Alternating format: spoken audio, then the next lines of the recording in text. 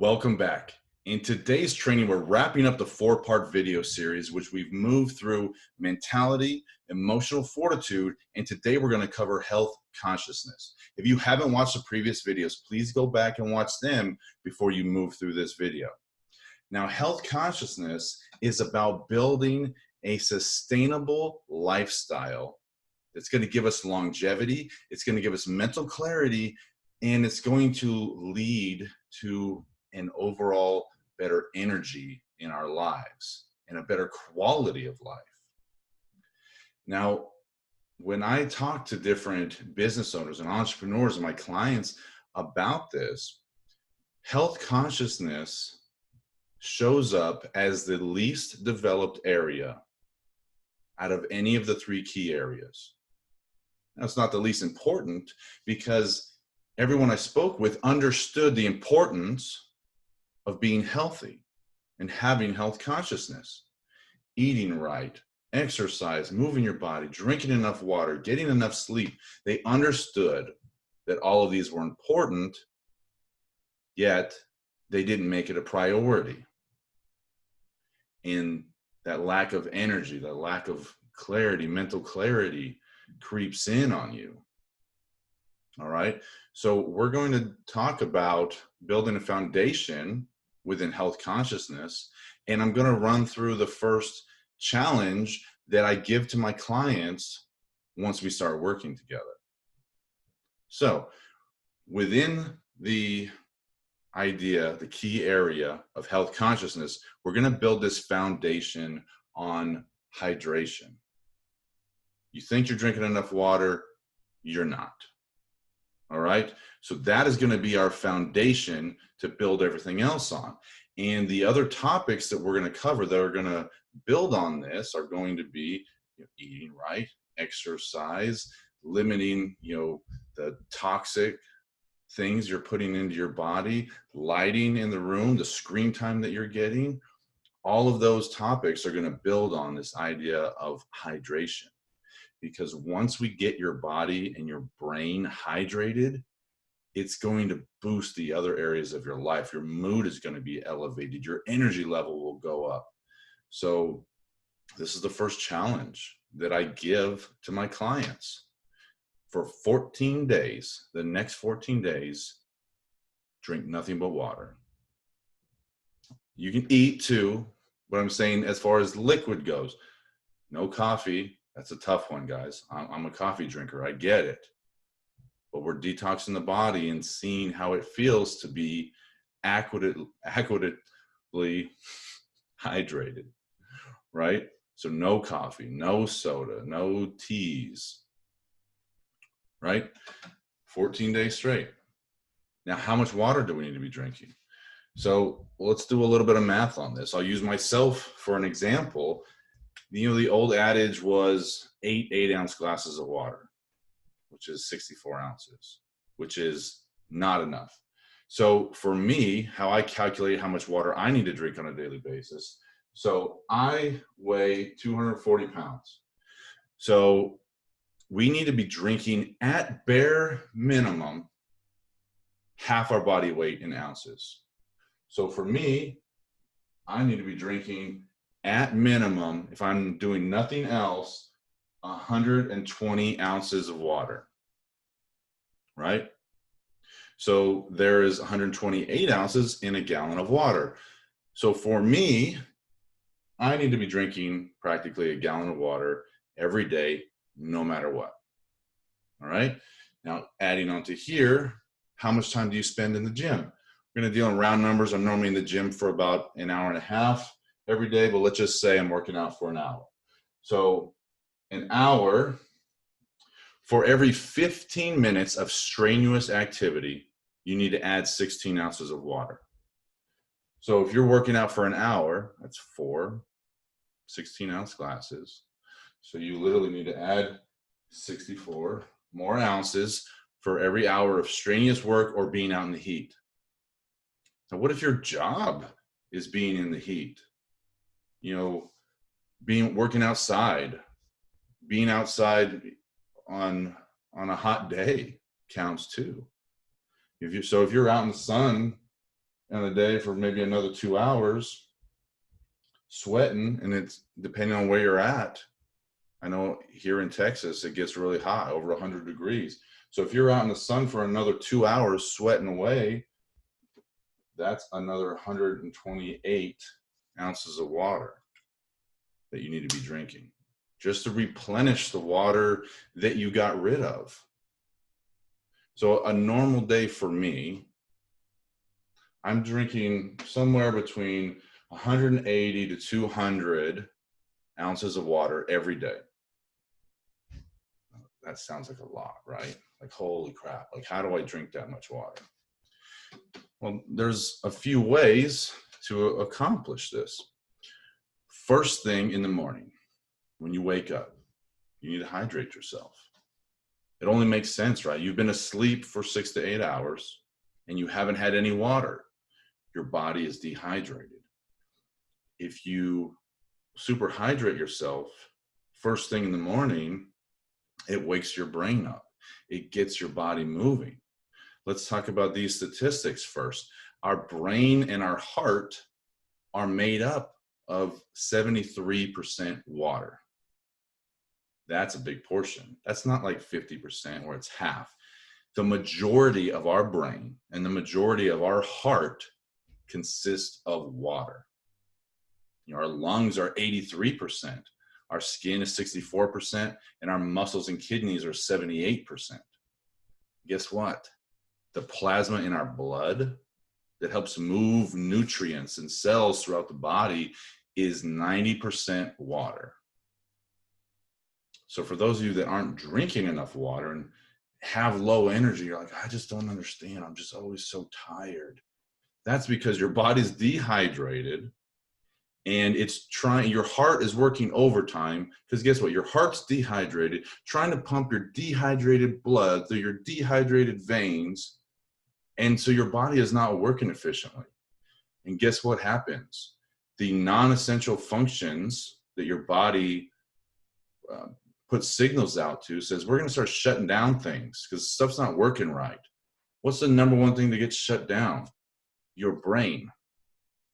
Your body goes into survival mode. Well, we need, hey, the heart and the lungs, hey, this is where all the water needs to go. The brain, we can worry about that later. So you start losing mental focus, that clarity, your vision starts to go down. These are all side effects of being underhydrated. So first thing in the morning, you drink water. I actually set a glass of water next to my bed, so that's the first thing I do. So 16-ounce glass of water. I know it may look small in my hand, but I promise I measured it, 16 ounces. I set it next to my bed in the morning. And the first thing I do, I sit up on the edge of my bed and I grab the water and I drink it.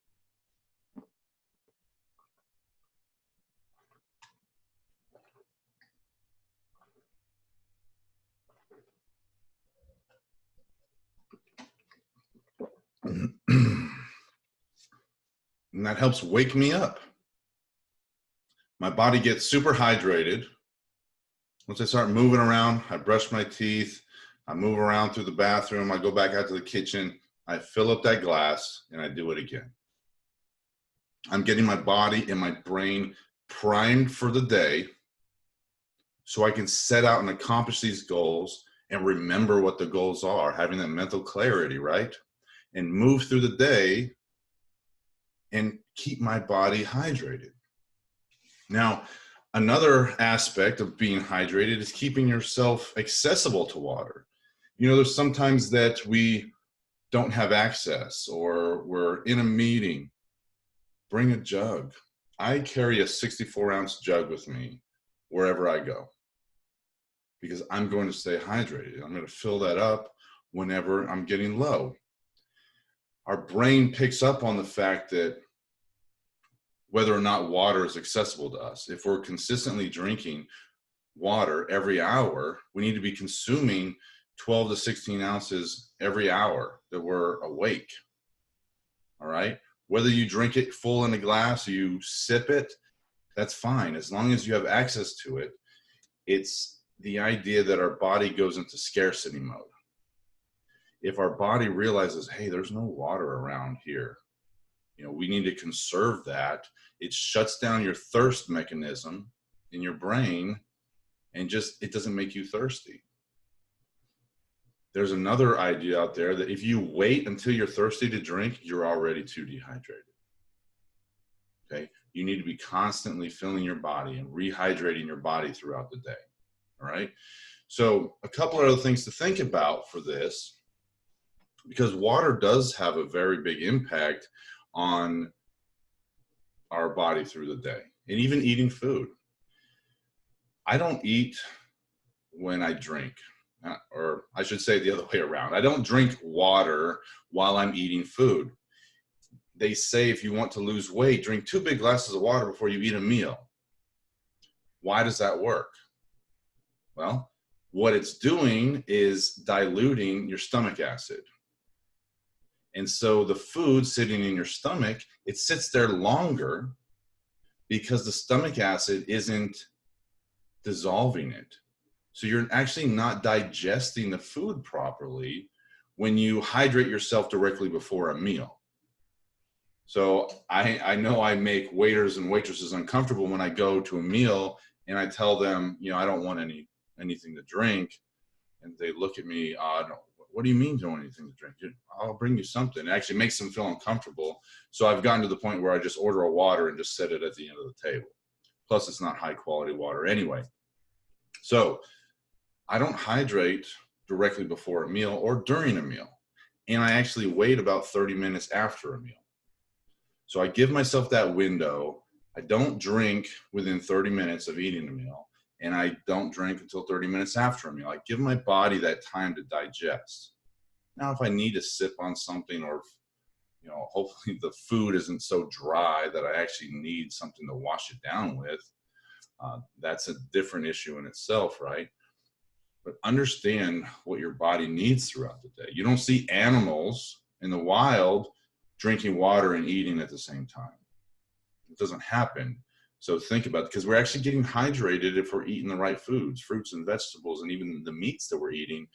You will be getting some hydration from that if your body is hydrated enough throughout the rest of the day.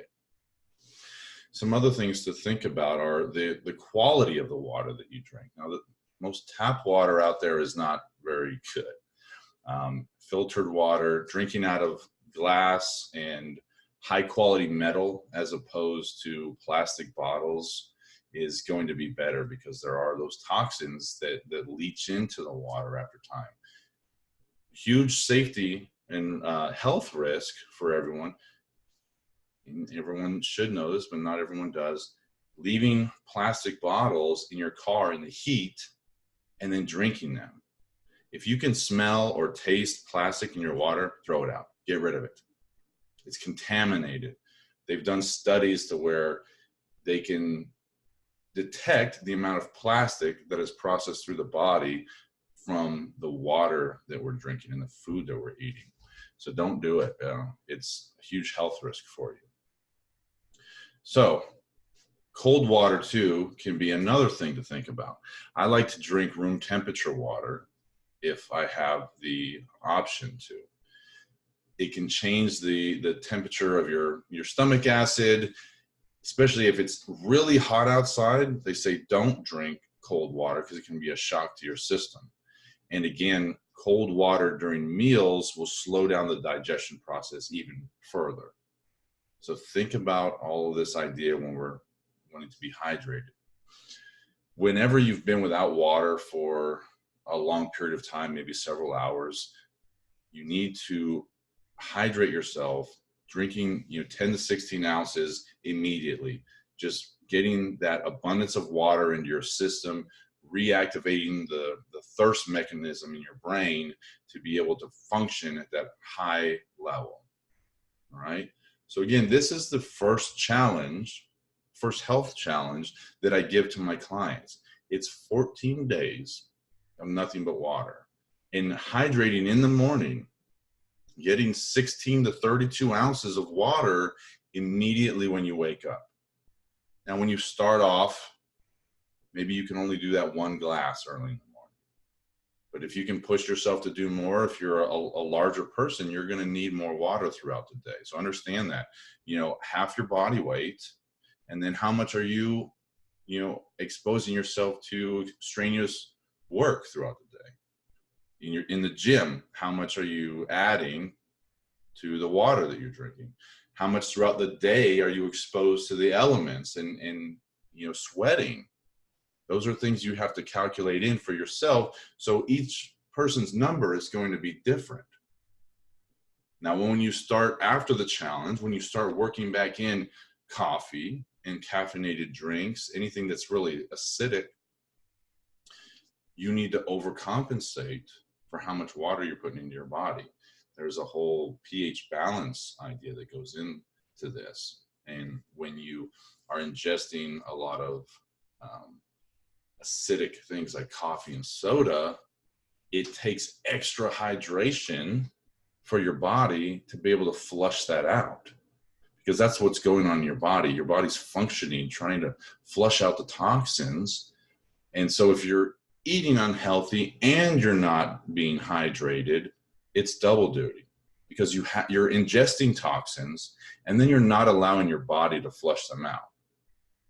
So that's why this is the number one step and the foundational idea for health consciousness. Because once you get to where you're drinking enough water, then you can feel better about eating right and exercising and exposing yourself to less negative things in your environment, and just being able to move your body more efficiently, have more energy to do things.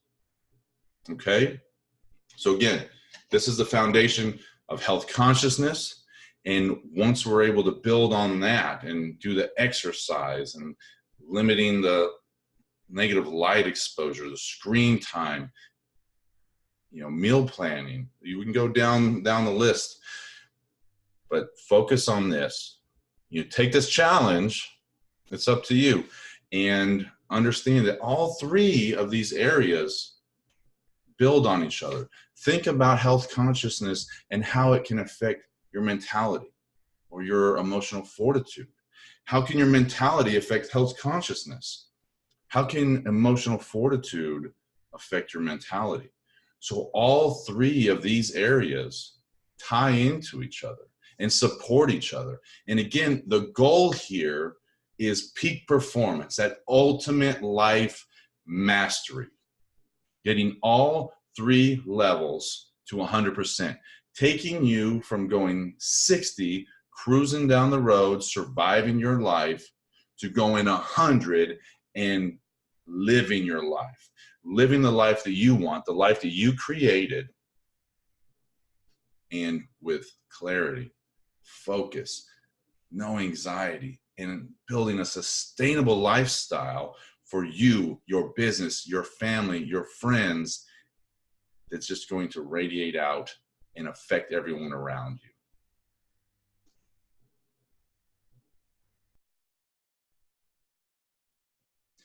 Thank you so much for watching my 4-part video series on how to achieve peak performance in order to find clarity, eliminate anxiety, and establish a foundation of self-care.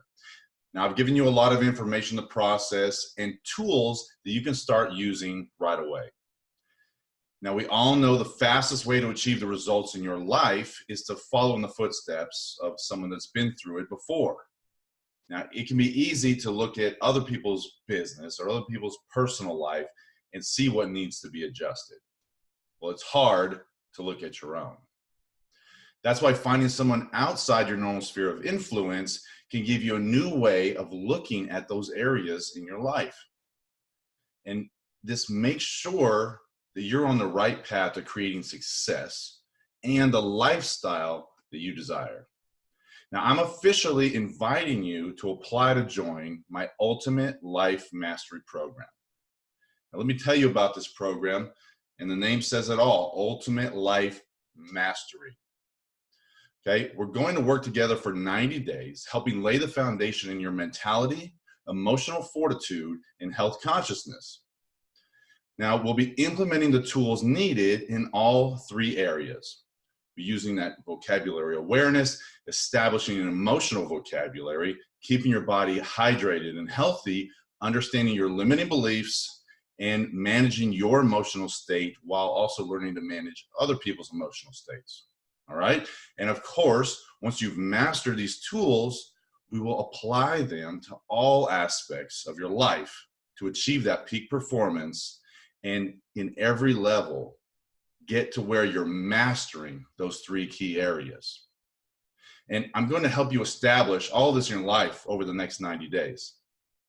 So Ultimate Life Mastery, it's a phenomenal program. Having strategy, coaching, and having someone to look at those areas of your life that are just out of alignment is critical. Now, what you get with this program, we will have weekly calls. That means you get 12 one-on-one calls with me, private coaching sessions, and we'll use these to map out our strategy moving forward through the program.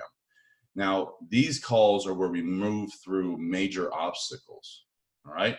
And the video series you'll have access to, these are trainings for you to go through at your own pace and will be available for you 24/7. Now, Voxer Access is additional access to me.